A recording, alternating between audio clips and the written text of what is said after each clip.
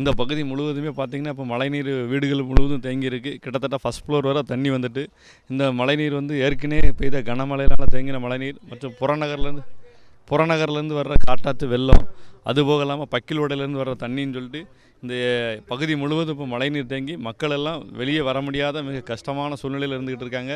வெளியும் வர முடியல, உள்ளேயும் போக முடியல. உணவு மற்றும் அத்தியாவசிய எல்லாம் இல்லாமல் மிகுந்த சிரமமான தன் வாழ்வாதாரத்தை இழந்திருக்காங்க.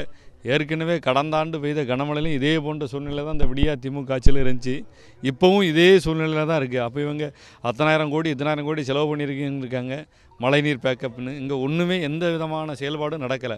எப்படி கடந்த மழையின் போது இருந்துச்சோ அதே அளவு தண்ணி அதே மாதிரி சூழ்நிலை தான் இப்போவும் தூத்துக்குடி மாநகரம் முழுவதும் எல்லா பகுதியிலையுமே இருக்குது. இங்கே மட்டும் இல்லை, பிஎன்டி காலனி, நம்ம கதிர்வேல் நகர் மற்றும் நம்ம அன்னை தெரசா நகர், அப்புறம் தூத்துக்குடி அரசு மருத்துவமனை, எல்லா பகுதியிலையுமே கடந்த மழையின் போது எந்தெந்த பகுதியில் மழை தண்ணி தேங்கி இருந்துச்சோ அதே போன்று தான் இந்த மழையிலையும் இருக்குது. இவங்க எந்த விதமான நடவடிக்கையும் மேற்கொள்ளலை.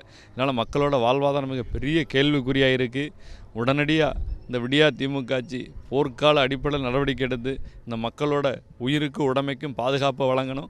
அதுபோல் உடனடியாக மழை நீரை வெளியேற்றதுக்கும் நடவடிக்கை எடுக்கணும். 16வது தெரு வரைக்கும் நீர் தேங்கி இருப்பதனால் ஒருத்தர் சட்ட நடவடிக்கை ஒருத்தர் நடவடிக்கை எடுக்கவில்லை. இது காலகாலமாக இதே இருக்குது. இதுக்கு ஒரு தீர்வு காணும். மக்களுக்கு நோய் நொடி நிறையா ஏற்படுது. இந்த வீட்டுக்குள்ளெலாம் தண்ணி புகுந்து சிலர் அவங்க உறவினர் வீட்டுக்கு போய் சென்று விட்டார்கள். ஒரு மாநகராட்சி ஒரு நடவடிக்கையும் எடுக்கவில்லை. இதுக்கு சட்ட நடவடிக்கை எடுத்து தாய்மையுடன் தண்ணியை வெளியேற்றுவதற்கு கேட்டுக்கொள்கிறேன். சாப்பாடுக்கு யாருமே இது வரைக்கும் வந்து பார்க்க வரல. சாப்பாடுக்கு நம்ம இப்போ இன்றைக்கி தான் வந்திருக்காங்க. எனதோ ஒரு பெட்டு பாலையும் கொடுத்துட்டு போயிருக்காங்க. இன்றைக்கி வந்து கொடுத்துருக்காங்க. பட் எல்லாருமே வீட்டுக்குள்ளே தான் இருக்கிறோம். வெளியெலாம் யாரும் போகலை. பகல் இன்னைக்கு மழை பெஞ்சா அவ்வளோதான், பெயிண்டிங்கெல்லாம் முங்கி மக்கள்லாம் ஒருத்தர் இருக்க மாட்டாங்க. அவ்வளோதான். இதுதான் இது காலங்காலமாக இதுக்கு நிரந்தரமாக தீர்வு வேணும். அவ்வளோதான். இது நிரந்தரமாக கொஞ்சம் தீர்வு பண்ணினா கரெக்ட். ஓகே.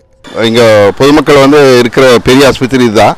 இங்கே வந்து உள்ளே போக முடியாமல் கிட்டத்தட்ட முழங்கால் அளவுக்கு இங்கே தண்ணி நிற்கிதுங்க. யாரும் போக முடியாமல் இங்கே எல்லாமே கஷ்டப்பட்டுருக்காங்க.